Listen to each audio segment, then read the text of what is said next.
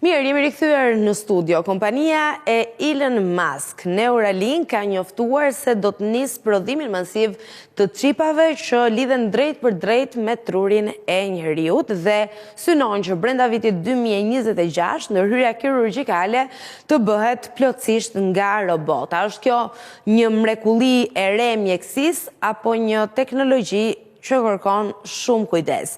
Për ta kuptuar më qartë, kam në një lidhje të drejt për drejt në këto momente, inxhinierin biomjekësor Ermand Mertenika. Ermand, përshëndes. Përshëndetje Viola dhe kënaqësi që jam pranë jush në Skan TV për diskutuar lidhur me këto risitë e teknologjisë që aktualisht me kalimin e kohës gjithnjë më tepër zhurnohen. Edhe për ne që jemi teknologjisë, domethënë ndihemi deri diku të çuditur. Kryesisht domethënë çdo gjë ka filluar me sa kam parë edhe unë. Ka filluar që 2 vite më parë, kur inteligjenca artificiale dhe teknologjia mori një boom masiv, domethënë një zhvillim shumë progresiv, gjatë të cilës filloi domethënë që të zgjerojë në çdo sektor dhe kryesisht në aspektin ose në sektorin shëndetësor që kuptohet çdo kush është i interesuar për një. Si e ke parë këtë zhvillim të fundit, Ermand? Pra, nga momenti i parë që u bë testi, që në një lloj forme për gjithë ne dukej e pabesueshme dhe deri tek paralajmërimi për një prodhim masiv të Neuralink. Elon Musku faktikisht një si të them, një njeri i çuditshëm, realisht pioner i teknologjisë. Unë jam shumë fan i këtij, domethënë pavarësisht se ky është dhe inxhinier, i cili me ide goxha inovatore hyri në treg me 3 profile, siç ishte domethënë kryesisht nga të 3 profile, domethënë përfshir automobilat Tesla, përfshir turizmin kozmik që po funksionon, në bioteknologji dhe në IT ai bëri të mundur krijimin e Neuralinkut. Një çip shumë interesant që ne faktikisht na dukej si në ato filmat fantastiko-shkencor, që i kemi parë dhe të paarritshme, por siç duket Silicon Valley arrin çdo gjë. Pra, ideohen në Hollywood dhe ekzekutohen në Silicon Valley, kjo është një gjë që po ndodh. Çfarë do të thotë konkretisht vendosja e Neuralink për ta rikujtuar mbase për ata që nuk kanë informacion? Neuralink faktikisht është një mikrokontroller, është një mikrochip gjatë të cilës faktikisht u nis me ide në një projekti për të bërë të mundur pikërisht për rehabilitimin ose rikuperimin e paralizës. Domethënë, si themi, paralizë lokale apo paralizë gjenerale. Për shembull, fjala vjen që ta thjeshtojmë dhe çfarë po ndodh me evolimin e këtij mikrokontrolleri, këtij mikrochipi. Pacient për shembull ose njerëz të cilët pësonin aksidente të ndryshme dhe kishin dëmtime, për shembull në atë sistemi nervor qendror që themi truri, matrica neuronike, dhe kaloshin pikërisht pra dëmtimi një qendre neuronike ose një zone nervore, bënte të mundur paralizën e pacientit. Implementimi i mikrokontrollit, pra ky krijoi një mikrochip me disa fije mikroneuroelektronike. Domethënë, këtu kemi të bëjmë pikërisht me një ndërthurje të elektronikës së avancuar, domethënë, me bioteknologjinë në aspektin shëndetësor. Që do të thotë ai krijoi një mikrokontroller, një mikrochip shumë të imët, gjatë të cilës ky mikrochip është i pajisur me disa fije, domethënë si mund të themi mikrokonektorësh, gjatë të cilët bëjnë të mundur lidhjen e konektorit, domethënë me fundin neuronik, me sinapsin. Sepse edhe çfarë është sistemi nervor qendror, se çfarë janë nervat, janë biorryma gjatë të cilës transferohen ose domethënë përçojnë sensitivitetin ose përçojnë pikërisht pra elementet kimike. Kjo është domethënë sistemi nervor qendror, që është truri, dhe sistemi nervor periferik, shtylla korridore, sistemi nervor. Dhe me anë të këtij mikrokontrolleri ky bëri të mundur zëvendësimin e një zone të caktuar të dëmtuar, pra krijimin e një lidhje artificiale të neuroneve. Ishte pikërisht pra një çip shumë interesant që fillimisht u krijua për qëllime të tilla, pra për të rehabilituar pacientët nga paraliza. Unë do ta quaja truri elektronik. Po tani cili është qëllimi, Ermand?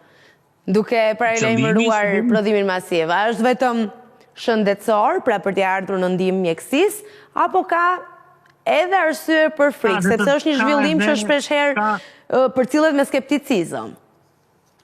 Shiko, faktikisht projekti Neuralinkut i Elon Muskut, domethënë që ndodhi, që u miratua gjithashtu edhe kjo nga kjo organizata amerikane FDA approved, domethënë e farmaceutikeve dhe mjekësoreve, aprovoi që ky çip të implementohet në trurin e njeriut. Pra kur ka një dëmtim zonës nervore. Fillimisht ai e krijoi në aspektin shëndetësor, por që logjikisht, duke pasur parasysh që kemi të bëjmë pikërisht pra me botën e elektronikës, kuptohet që qipat mikrokontrollerat mund të azhornohen. Domethënë mund të avancohet software-i. Që do të thotë pikërisht pra ky kishte nxjerrë edhe më përpara, me anë të këtij qipi, një njeri pikërisht pra mund të menaxhonte edhe një mouse apo një tastier remote, pra pa e prekur fare mouse-in dhe tastierën. Por kjo është gjë shumë interesante sepse çfarë mund bëhet me këtë çipin, për shembull, aplikimin në sektorin shëndetësor, u apliku ke 3 pacientët, rezultoi pozitiv dhe tash do zhvillohet në masë, është një gjë shumë e mirë. Domethënë në konceptin e këtij, sepse këto janë koncepte shumë inovative, gjatë të cilës edhe trajtimet për të implementuar çipin janë shumë të shtrejta, sepse edhe çipi nuk mund të implementohet nga një kirurg, thjesht nga një neurokirurg që do implementoj. Është një ndërthurje sepse çipi vendoset ose instalohet me anë të një sistemi robotik. Pra kirurg robotik, kirurg digital, sepse aq të imta janë lidhjet midis sinapseve, fundeve neuronike me fillesat me sensorëve që kanë këto mikro fijet elektronike të lidhura me çipin, është e pamundur që një syr i njeriu t'i shikojë dhe kjo realizohet vetëm me sistem robotik. Por ajo që unë mendoj, domethënë në një koncept futurist, duke pasur parasysh që kemi të bëjmë me zhvillime të tilla, mund të arrihet edhe interkomunikimi me njerëzit pa praninë e të folurit. Sepse nëse në ky çip do azhornohet dhe do pajiset me module me Wi-Fi, domethënë apo module të tjera që punojnë me fal, njerëzit mund të arrijnë të komunikojnë vetëm me anë të mendjes, domethënë me njëri tjetrin. Që do thotë të transferojnë të dhënat e tyre çfarë mendon njëri tjetri pa e folur, domethënë pa si mund të themi me pa pasur një komunikim të drejtë për drejtë. Pa përdorim të drejtë për drejtës, domethënë pa përdorur sinjalet akustike etj, pa të gjuhën e të folurit. E frikshme duket Erman se gjithmonë Elon Musk në habit me deklaratat që bën, ku thot që ne nuk do kemi më nevojë të punojmë, pastaj vjen një paralajmërim për prodhimin masiv të Neuralink, po sa e arritshme mund të jetë kjo teknologji duke zbërthyer elementët përbërës të saj? A mund vërtet krijohet për popullsinë, për masën, duke qenë se duhet jetë edhe një teknologji e kushtueshme, pra sa janë limitet e saj financiare për të shkuar edhe tek përdoruesit dhe njerëzit e thjeshtë. Ajo që unë mendoj, Viola, është fakti që zhvillimi masiv i inteligjencës artificiale realisht në shëndetësi unë mendoj që momentalisht ose për një kohë caktuar do t'i përkasi vetëm miliarderëve. Që do thotë kjo është një qëllim krahas shëndetësorit edhe aspekt beneficiar. Pra të gjithë teknologjitë inovative dhe futuriste të cilët krijohen nga Silicon Valley ose nga trekëndshi i Bermudeve që i them unë teknologjisë, që është Elon Musk, sigurisht i pari, Bill Gates dhe Jeff Bezos, do përdoren vetëm për një klan të caktuar njerëzish. Për një klan, domethënë, që i përkasin the billionaires, pra miliarderëve. Të implementosh një mikrokontroller apo një mikrochip kaq të avancuar që realisht është provuar, është konfirmuar, ka rezultuar pozitiv edhe për trajtime mjekësore, çmimet janë shumë domethënë në ekstremitet janë shumë të larta. Dhe ky zhvillim masiv nuk do bëhet momentalisht ose për vitet që në advance që do vinë, nuk do jetë për prodhim masiv, domethënë për njerëzit normal, por që do i përkasi vetëm elitës. Sepse fundit inteligjenca artificiale me këto zhvillime që po i bën për arsye krahas shëndetësore dhe përfituese, beneficiare. Pra të implementosh një mikrokontroller nëse një pacient për shembull ka pas një masë tumorale në tru dhe kjo masë tumorale pasi u shëqur ka dëmtuar një zonë goxha madhore nervash dhe pacienti duhet të rikthehet nga e para, implementimi i çipit është zgjidhja më komode. Tjetër gjë, ky kishte deklaruar që me anë të mikrokontrollerit, me anë të Neuralinkut, do kuronte, që kemi dëgjuar në këto media international, do kuronte pikërisht pra dhe sëmundjen e verbërisë. Si dhe kuronte? Syri menaxhohet pikërisht pra nga lobby, si mund ta themi, nuk duhet ta bëj shumë shkencore, domethënë nga lobby nga oksipital që është i pasmi, zona e pasme e trurit dhe lidhet me një nervi që është nervi optik.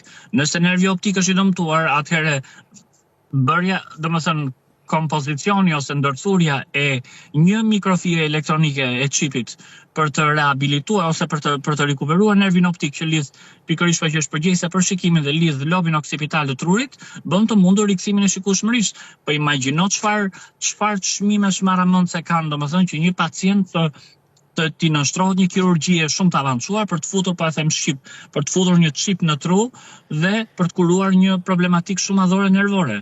Pra, është diçka shumë futuriste që unë e përmenda do jetë pjesë, ose kjo teknologji do jetë pjesë vetëm e miliarderëve sot.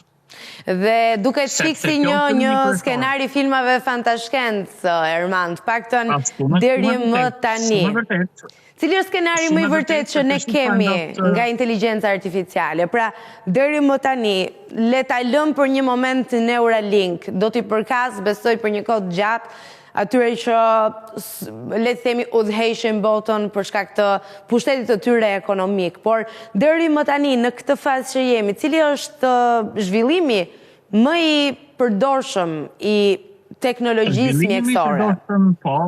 Zhvillimi më i përdorshëm realisht që është konkret, është përdorimi, unë e kam përmendur pak a shumë dhe më përpara, është përdorimi i sistemit robotik Da Vinci. Dhe kjo në shtetet e zhvilluara, ku pikërisht pra të bëhet kirurgji me robotike me Da Vinci përsëri është dedikuar kushtueshme.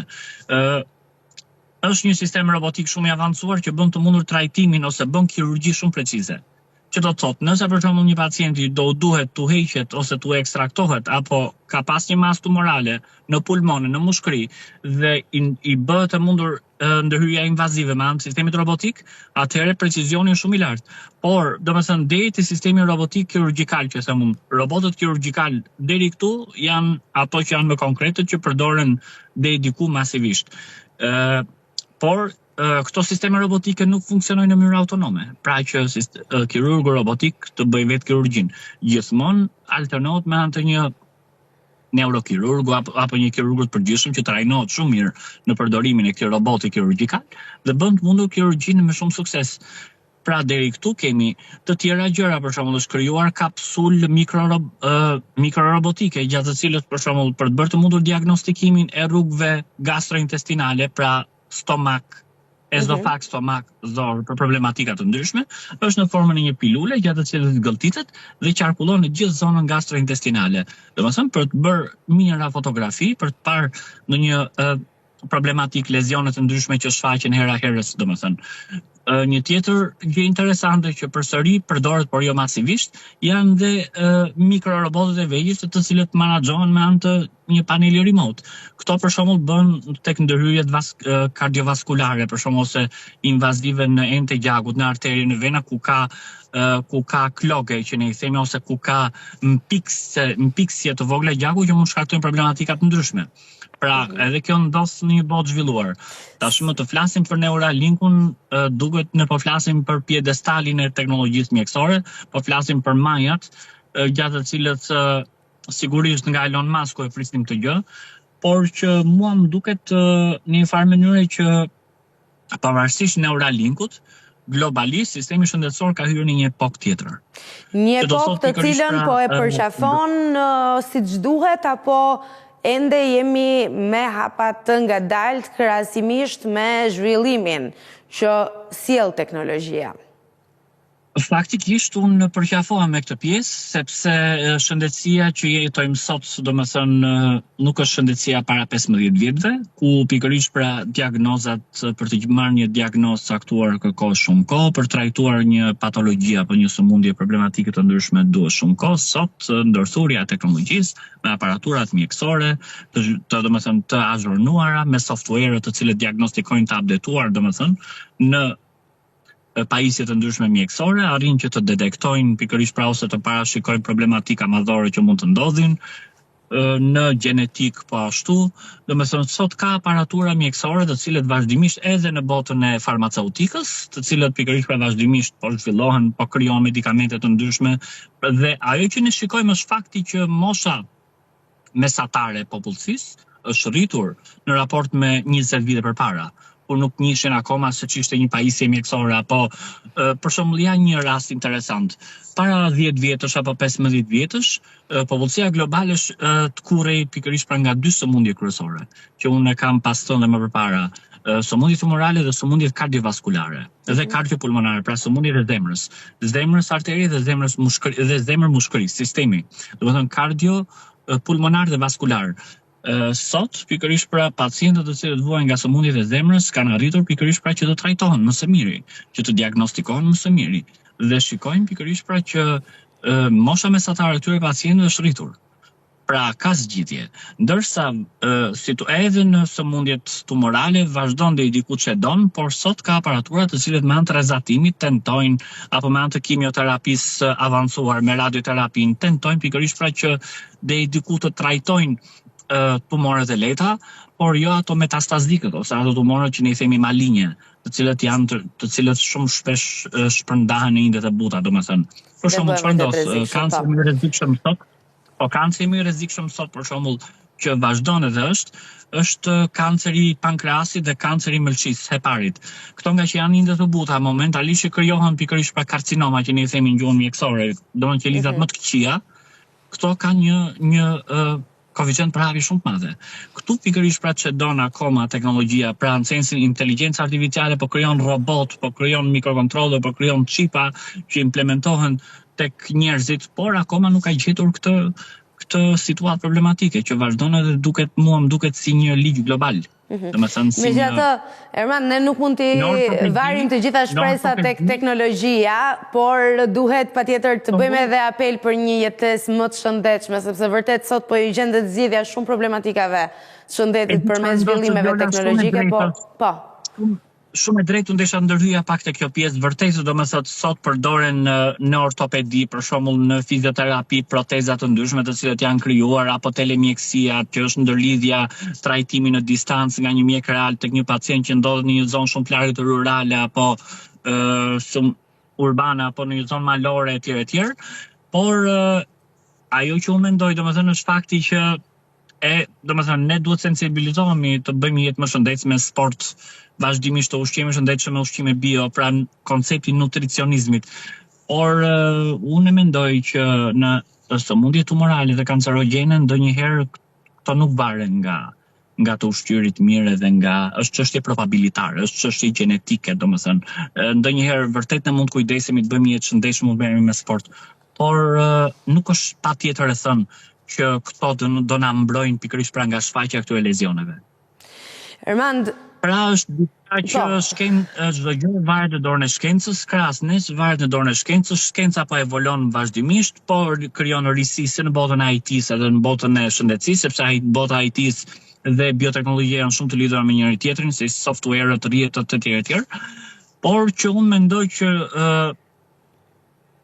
mendoj që për një kohë shumë të shkurtër, domethënë inovacionet e tjera na presin, kryesisht nga Elon Musk. Dhe ne patjetër i mirëpresim këto inovacione. Erman, du të falenderoj edhe të uroj një ditë mbarë në vim. Për mua ishte një kënaqësi, Viola, që isha pranë jush në TV Skan. Mirë, ishim me inxhinierin biomjekësor Erman Mertenika për të folur lidhur me deklaratat sa i përket prodhimit masiv të Neuralink, për të cilin sqaruam se do t'jetë goxha i kushtueshëm edhe do t'i përkas asaj pjese të pasur të botës, megjithatë mbetet për të parë sepse ndonjëherë koha na vërteton të kundërtën.